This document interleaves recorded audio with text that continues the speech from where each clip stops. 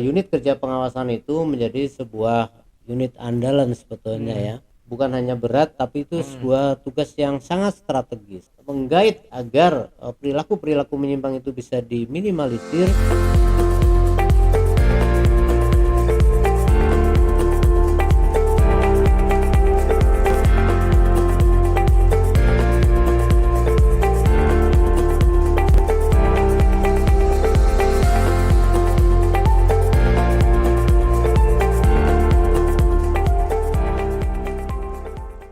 Ya, halo Sobat Sneakerian, kembali lagi dalam podcast Eli Channel dalam program Sneaker seputar dunia kerja. The best. Ya. Oke, nah di episode kemarin kita sudah membahas tuh apa sejarah dan juga cerita-cerita mengenai pengawas ketenagakerjaan yang ternyata di beberapa daerah itu peran dan fungsinya atau kehadirannya bahkan seolah-olah semakin diturunkan atau tidak dikucilkan gitu ibaratnya gitu. Nah, di episode kali ini kita juga masih membahas mengenai pengawas ketenagakerjaan, namun kita sudah mulai mendetil yaitu mengenai sebenarnya apa itu fungsi dan juga peran serta wewenang dari pengawas ketenagakerjaan. Nah, tentu saja sudah hadir di tengah-tengah kita yaitu praktisi ketenagakerjaan yaitu Bapak Dr. Kadik Trianto SIMK. Selamat datang lagi Pak. Iya, kembali lagi kita ya di kiat-kiat yang lucu lah ya. Anggap aja nih obrolan lucu ya. Iya. Walaupun isunya berat tapi kita bawa ringan. Iya. Oke. Nah Pak, mungkin gini pertanyaannya. Setelah kemarin membahas sejarah dan juga kehadiran pengawas ketenagakerjaan di Indonesia, nah mungkin teman-teman sneakerhead penasaran sebenarnya apa sih peran dan juga fungsi atau bahkan mungkin pengembangan dari pengawasan ketenagakerjaan yang ada di Indonesia, khususnya yang berada karena di era otonomi daerah yang berada di masing-masing wilayah daerahnya tersebut itu sendiri. Nah, itu bagaimana Pak?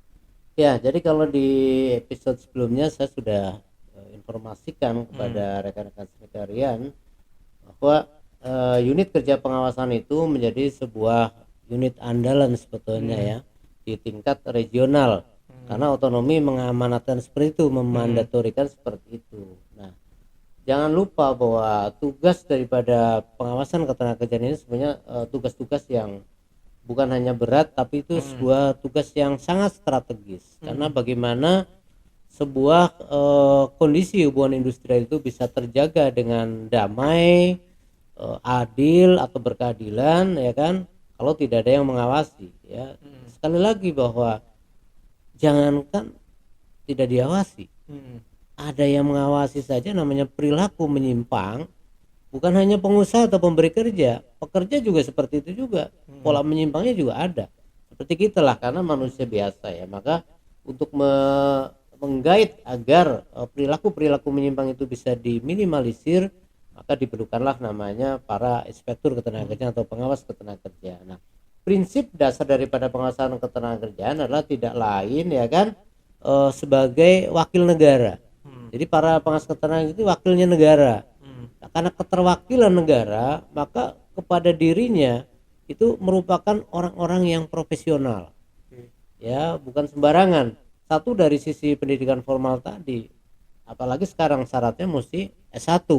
Ya, dulu SLTA masih bisa, tapi saat ini tidak bisa lagi. Karena apa? Karena seperti Mas Rifki ya kan, tidak jadi inspektur aja S2 ya kan, nanti sebentar lagi S3. Nah, artinya dunia pendidikan itu sekarang menjadi satu basically yang sangat diperlukan oleh seorang calon pengawas ketenagakerjaan. Agar apa? Agar muatan serta imajinasi daripada penyelesaian tugas ya di lapangan itu bisa dilakukan secara cepat dan konkret. Ya, apalagi sekarang di dunia IT, teknologi yang begitu maju gitu ya. Milenial itu sangat diperlukan di dunia pengawasan. Bagaimana cara kita membuat sebuah informasi kepada pimpinan, kepada masyarakat ya, baik itu masyarakat pekerja maupun pengusaha, sehingga dengan lahirnya para pengawas-pengawas ketenagakerjaan muda ya yang milenial tadi dengan teknologi yang maju, saya kira negara juga semakin ringan dalam pembiayaan. Kenapa? Karena pengawas ketenagakerjaan bisa melakukan kegiatannya itu bisa melalui sebuah kesisteman ya kan, Tidak perlu berhari-hari melakukan identifikasi terhadap sebuah permasalahan ketenagakerjaan. Ini sebuah kemajuan-kemajuan yang harus kita sambut dengan baik ya. Nah, kalau kita sudah menyambut dengan baik ya, dunia IT, perkembangan IT yang sangat dinamis, maka tidak lagi sebetulnya ada celah bagi daerah-daerah tertentu yang mengecilkan atau tidak melihat keberadaan pengawas ketenagakerjaan. Sungguh sangat naif ya kalau kita mengabaikan yang namanya unit kerja pengawasan atau tidak adanya unit pengawasan. Sangat naif itu. Kemudian teman-teman sekalian ya, disadari atau tidak ya, partisipasi masyarakat sejak zaman dahulu sampai saat ini di dunia pengawasan itu sangat diperlukan. Nah, ini terbukti bahwa ada kebijakan-kebijakan pemerintah ya di tingkat nasional, yaitu keberadaan dari namanya serikat pekerja. Itu sangat diperlukan bagi kita bagi para inspektur ketenagakerjaan. Sebagai apa? Sebagai informan ya, semakin cerdas atau semakin pahamnya atau semakin dipahaminya norma-norma ketenagakerjaan oleh para serikat pekerja, maka sesungguhnya itu juga sudah meringankan tugas-tugas para pengawas ketenagakerjaan. Kenapa? Karena dunia pengawasan ketenagakerjaan ini tidak lain dimulai dari bagaimana dia memberikan pemahaman terkait dengan penerapan norma, terkait bagaimana cara kalau terjadi permasalahan, bagaimana menyelesaikan sebuah konflik internal di perusahaan atau di tempat kerja. Nah, kalau mereka sudah paham tentang norma-norma atau cara-cara tadi, maka pengawas ketenagakerjaan tidak perlu lagi memberikan pembinaan. Tetapi ya, di akhir daripada sebuah proses kegiatan pengawasan tidak lain adalah upaya-upaya penegakan hukum manakala para pihak dalam hal ini pihak pemberi kerja itu masih tetap juga melanggar, padahal sudah diberitahukan tapi tetap melanggar, maka upaya hukum harus ditempuh oleh seorang inspektur ketenagakerjaan. Nah, kemudian yang berikutnya lagi, keberadaan lembaga-lembaga atau pihak-pihak ketiga tadi selain serikat pekerja, ada namanya secara internal itu ada panitia pembina keselamatan dan kesehatan kerja, ada pusat pelayanan kesehatan kerja di tempat kerja, ada namanya kader norma kerja, ada namanya ahli keselamatan kerja. Itu semua dibentuk ya melalui produk-produk hukum ketenagakerjaan kita dalam peraturan-peraturan Menteri Ketenagakerjaan, tidak lain sebetulnya untuk sebagai perpanjangan tangan ya dari pemerintah dalam ini pengawas ketenagakerjaan. Kenapa ini diperlukan ya? Karena jumlah pegawai pengawas saat ini semakin hari itu semakin menipis, semakin sangat berkurang. Sementara tugas dan bebannya itu semakin berat. Kenapa beban pengawas itu semakin berat? Karena teknologi tadi. Ya, bagi seperti Mas Rifki dan kawan-kawan yang milenial tentunya tidak mau bekerja seperti yang generasi-generasi sebelumnya 8 jam menunggu itu sebuah mesin misalnya. Tidak mau lagi. Sekarang yang mau kerjanya sebentar tapi upahnya besar, kan itu kan namanya milenial. Kenapa harus menuntut upah besar? Karena keahliannya ya. Di zaman-zaman dahulu, zaman bahala, memang orang upah minimum saja udah cukup. Kalau sekarang kebutuhan hidup juga makin tinggi, tentunya upah minimum itu menjadi alternatif terakhir. Kalau nyari kerja sudah sangat susah, nah baru UMP diambil kan itu ya. Kalau Mas Rifki S2 digaji UMP pasti nggak mau kan itu ya. Nah, itu keberadaan fungsional pengawas ketenagakerjaan itu antara lain seperti itu. Lalu untuk memastikan lagi ya adanya kepastian hak ya, bahwa pengawas ketenagakerjaan itu juga punya andil kuat di dalam memastikan kepastian hak. Apa kepastian hak yang dimaksud? Misalnya pengusaha membayar upahnya di bawah ketentuan upah minimum regional provinsi atau kabupaten kota misalnya. Maka dengan hadirnya pengawas, melihat adanya pelanggaran itu, pengawas dapat menetapkan berapa yang harus dibayar kembali oleh pengusaha kepada pekerja yang upahnya kurang tadi. Hanya pegawai pengawas fungsional pengawas ketenagakerjaan yang bisa menetapkan itu. ASN yang lain tidak punya dan tidak boleh melakukan itu. Bahkan mediator pun tidak punya kewenangan menetapkan. Tapi kalau pengawas bisa menghitung, menetapkan, kemudian memberikan perintah untuk dibayar. Jadi wajar kalau belakangan ya serikat-serikat pekerja, kaum pekerja sudah tahu bahwa itu perkaranya adalah perselisihan, tapi mereka tetap saja meminta penyelesaiannya itu melalui unit kerja pengawasan ketenagakerjaan. Harapannya akan lebih represif ya, lebih cepat ya tertangani, lebih cepat diperoleh kepastian hukum dan kepastian haknya. Itu salah satu, baru salah satu lah ya, sebagian kecil dari fungsi-fungsi unit kerja pengawasan yang dihadirkan melalui para pengawas ketenagakerjaan. Oke, mantap penjelasannya nih mengenai ini. Nah, kemudian mungkin agak lebih mengerucut kalau terkait mungkin wewenang kali ya. Apakah ada perbedaan? Maksudnya gini, ketika dia satu pengusaha dengan karyawannya dia berselisih, kan dia juga ada serikat pekerja yang bisa menangani tersebut. Nah, sementara di atas mungkin di atasnya serikat pekerja itu ada lagi pengawas ketenagakerjaan itu sendiri. Nah, sebenarnya wewenang dari pengawas ketenagakerjaan itu sendiri untuk melihat hubungan industrial yang seperti ini itu seperti apa sih? Kalau misalkan seandainya ada selisih, apakah ketika selisihnya tidak selesai akhirnya dibutuhkan pihak eksternal dalam tanda kutip pengawas ketenagakerjaan untuk menyelesaikan ini, atau seperti apa itu terkait wewenangnya, Pak? Ya, kalau bicara kewenangan, kalau teman-teman sekalian ya melihat bagaimana fungsi KPK ya, itu kan super betul ya.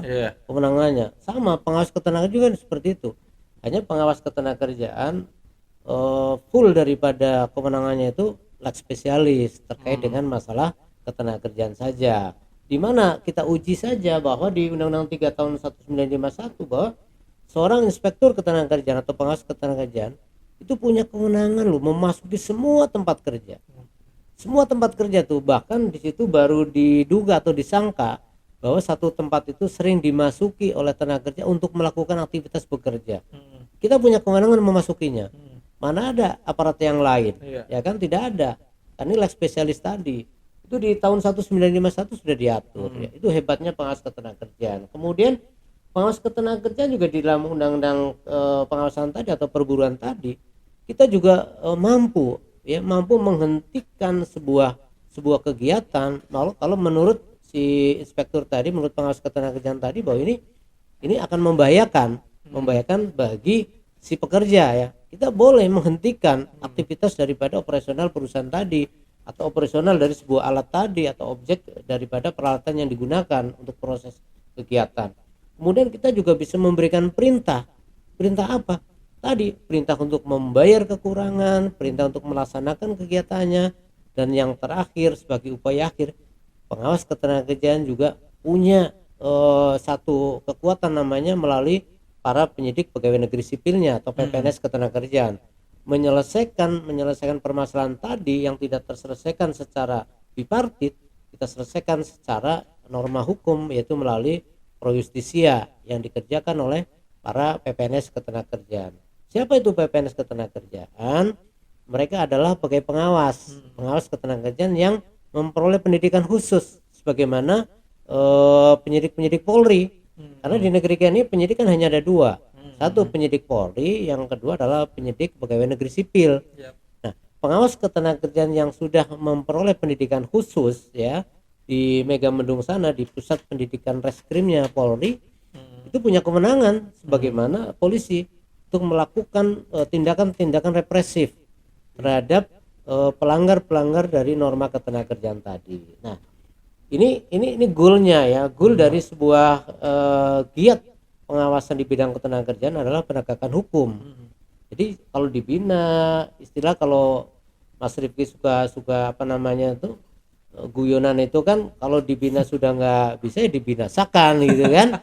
Nah, tapi ini istilah-istilah ini hanya istilah guyonan lah. Intinya bukan dibinasakan tapi tetap ditegakkan. Ya, aturan-aturan itu harus ditegakkan. Nah, kemudian fungsi-fungsi yang lainnya ya, dia kan sebagai pembina ya, melakukan pembinaan. Jadi jangan dianggap ya oleh para pemberi kerja, dalam ini pengusaha, jangan pernah menganggap bahwa hadirnya pengawas itu akan mengganggu. Justru akan membantu ya agar operasional daripada badan usaha itu lebih maju. Jadi ada keberlangsungan usaha. Apa konkretnya bahwa hadirnya pengawas itu bisa mendorong kelangsungan usaha? Karena dengan diberitahukannya pelanggaran-pelanggaran tadi, norma yang belum dikerjakan, otomatis tidak ada konflik-konflik ya dengan buruh atau dengan pekerja yang ada dipekerjakan di tempat kerja tadi. Sehingga apa? Ada kenyamanan Iya, bekerja, betul. ada kenyamanan berbisnis. Nah, berarti produktivitasnya juga meningkat ya kan? Mm. Nah, sekali lagi saat ini pun masih ada ya, masih ada pengusaha-pengusaha itu yang melihat bahwa keberadaan hadirnya pengawas itu sesuatu yang menakutkan. Mm.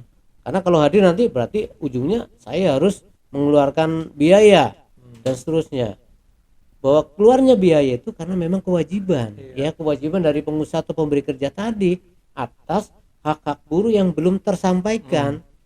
Bagus kalau diingatkan ya. Kalau tidak ada yang mengingatkan, ada terus konflik terus di dalam tempat kerja, akhirnya apa, tidak ada kenyamanan bekerja ya kan, tidak ada kelangsungan usaha pasti. Kenapa? Karena yang diurusi hanya konfliknya saja terus. Bagaimana akan mengembangkan bisnisnya, itu tidak mungkin bisa terjadi kenyamanan dalam berbisnis kalau yang ada adalah kegaduhan. Iya, betul. Kegaduhan-kegaduhan itu bisa diminimalisir hadirnya pengawas melakukan pembinaan, karena pengawas itu selain membina dia memberikan petunjuk-petunjuk teknis bagaimana cara memenuhi pelanggaran-pelanggaran tadi. Oke, nah itu sobat sneakerian, wewenang dari pengawas ketenagakerjaan yang begitu sangat cukup luas dan juga apa secara umum bisa menyelesaikan beberapa persoalan-persoalan tersebut. Nah, kemudian berarti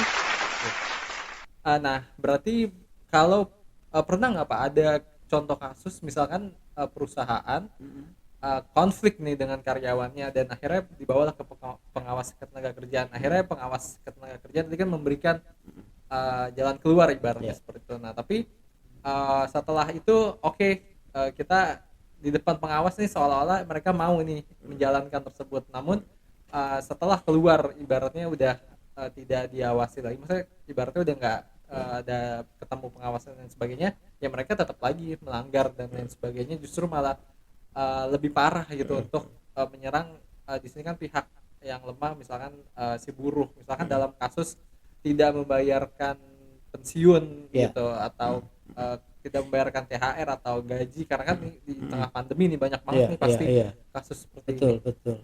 Nah, itu bagaimana tuh Pak? Ya, prinsip pengawas sebenarnya ada di tengah-tengah ya.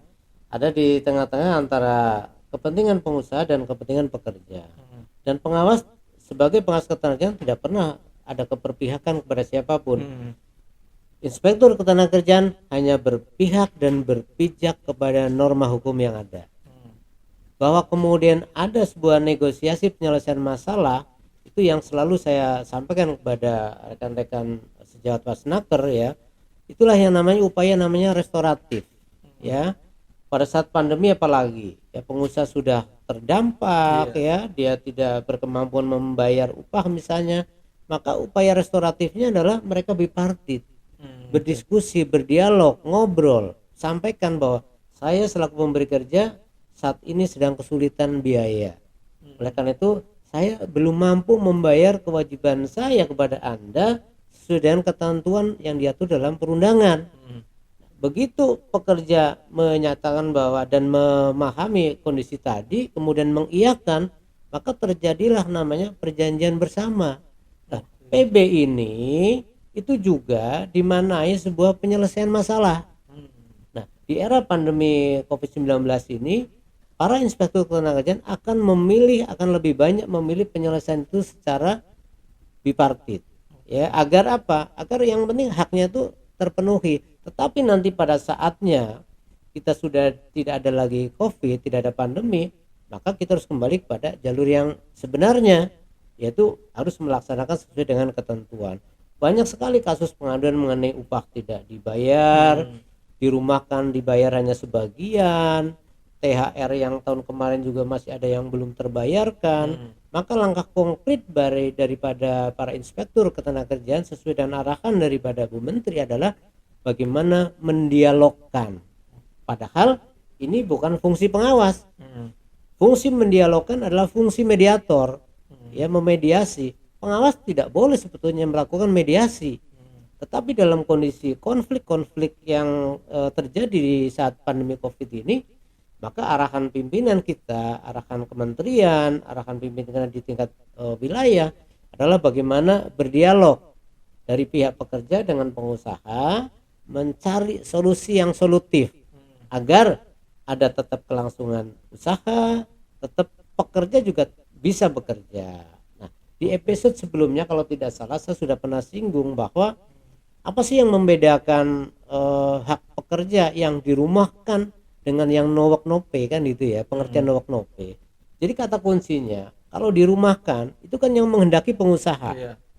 Nah, karena yang menghendaki pengusaha, maka pekerja wajib memperoleh ya hak-haknya. Dia wajib memperoleh haknya sebagaimana biasa karena bukan kehendaknya tidak bekerja. Tetapi kalau di masa pandemi pekerja yang menginginkan tetap di rumah karena kalau di kantor tidak ada kerjaan, mungkin hanya buang-buang ongkos saja gitu ke kantor, yang menghendaki kan pekerja, maka dapat itu dimaknai sebagai nowak nope. Boleh pengusaha tidak membayar upahnya gitu kan, tetapi ini jarang terjadi ya. Pada akhirnya bahwa pengusaha juga menyadari bahwa pekerja merupakan aset daripada perusahaan ya, bukan objek tapi aset ya, karena kalau tidak ada pekerja juga tidak bisa jalan usahanya. Seperti itu. Jadi hubungan timbal balik di saat pandemi ini sangat dibutuhkan. Pengertian dari para pihak di masa pandemi ini sangat dibutuhkan. Apakah ini juga dibenarkan oleh Undang-Undang Ketenagakerjaan? Tentunya tidak dibenarkan. Tetapi situasional, maka para inspektur ketenagakerjaan mengambil jalur yang namanya restoratif ya, penyelesaian oleh para pihak selama itu berkeadilan, di mana nilai keadilannya adalah para pihak itu sendiri, di mana fakta konkretnya ada di dalam perjanjian bersama. Maka perjanjian bersama itu siogianya mempunyai nilai keadilan yang berimbang.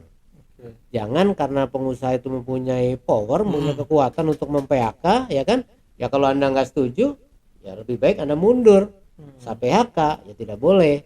Lalu bagaimana di masa pandemi ini kok ada yang memasuki masa pensiun misalnya kan, atau mem-PHK tapi dia tidak memberikan pesangon, hak pesangonnya, maka kepada pengusaha atau pemberi kerja di dalam Undang-Undang Cipta Kerja 11/2020 khusus klaster ketenagakerjaan sudah masuk ke dalam kategori pengusaha melakukan kejahatan di bidang ketenagakerjaan, atau peristiwanya itu disebut dengan peristiwa kejahatan di bidang ketenagakerjaan, dan 1-4 tahun kurungan itu sudah menanti. Jadi nggak ada lagi istilah bahwa karena pandemi ini buruh saya PHK tapi nggak saya kasih pesangon, nggak boleh. Nah, pesangon ini kepada siapa? Tentunya kepada pekerja-pekerja atau buruh yang sudah memenuhi persyaratan masa kerja dengan status hubungan kerja waktu tidak tertentu atau karyawan tetap. Oke. Tapi kalau misalkan dia beralasan saya mengalami usaha saya mengalami kepailitan sehingga saya nggak mampu. Maksudnya banyak kan, akhirnya banyak pengusaha menjadikan itu sebagai alasan. Gak masalah, yang penting ada penilaian ya, hasil audit dari akuntan publik bahwa 2 tahun ini khususnya di 2020 sampai sekarang betul-betul tuh pendapatannya makin menukik ke bawah, bukan ke atas ya, nukiknya ya makin ke bawah, artinya menuju kepada kebangkrutan, bisa kepailitan ya. Ya boleh, silakan buktikan 2 tahun ini. Maka pemerintah daerah pada umumnya sekarang itu mentoleransi ya terhadap perusahaan-perusahaan yang betul-betul terdampak, dibuktikan dengan hasil daripada akuntan publik tadi 2 tahun terakhir itu dapat dia tidak melaksanakan upah minimum. Nah, tetapi itu juga tidak serta-merta, harus berdialog dulu dengan serikat pekerjanya, dengan para pekerjanya. Setelah adanya dialog terjadi PB, maka saran daripada saya tentunya sebagai praktisi bidang ketenagakerjaan, setelah PB maka pemberi kerja catatkan ya, catatkan ke pengadilan setempat agar mempunyai kekuatan hukum tetap. Karena kalau sudah dicatatkan siapapun tidak bisa melakukan gugatan. Tetapi kalau itu belum dicatatkan ke pengadilan, maka itu masih bisa dibuka lagi perkara-perkaranya, permasalahannya. Nah, ini kondisi-kondisi yang sangat kondisional. Semua pihak, para pihak, pekerja maupun pengusaha itu harus betul-betul bergandeng tangan, memahami kondisi kesulitan masing-masing. Ya, jangan juga tapi dengan alasan pandemi kemudian pengusaha itu apa namanya ya, terus mengurangi hak buruh. Itu nggak boleh juga, itu Ya. namanya dolim kan itu Iya. ya. Oke. Nah, mungkin ini terkait dengan objek pengawasannya kali ya, karena tadi udah ngomongin tugas fungsi sampai wewenang. Nah, mungkin sebenarnya objek dari pengawasan pengawas ketenagakerjaan itu seperti apa? Ya kalau seorang inspektur ketenagakerjaan di dalam diklat-diklatnya itu kan kalau saat ini kalau nggak salah ada sekitar 34 ya 34 kompetensi ya yang harus dikuasai oleh seorang inspektur ketenagakerjaan. Nah, kompetensi itu tadi adalah bagaimana seorang inspektur ketenagakerjaan itu mampu dia menggali, meneliti, kemudian menerapkan norma-norma ya, baik itu tentang norma hubungan kerja atau norma kerja, kemudian ada norma keselamatan dan kesehatan kerja, dan yang ketiga adalah upaya akhir itu norma penegakan hukum. Jadi sebuah norma penegakan hukum itu akan dilakukan atau upaya hukum akan dilakukan ya kan, manakala upaya-upaya pembinaan itu sudah maksimal. Pengusaha tetap tidak mau melaksanakan, maka mau tidak mau masuklah pada norma penegakan hukum melalui upaya-upaya pro justisia. Nah ini upaya akhir.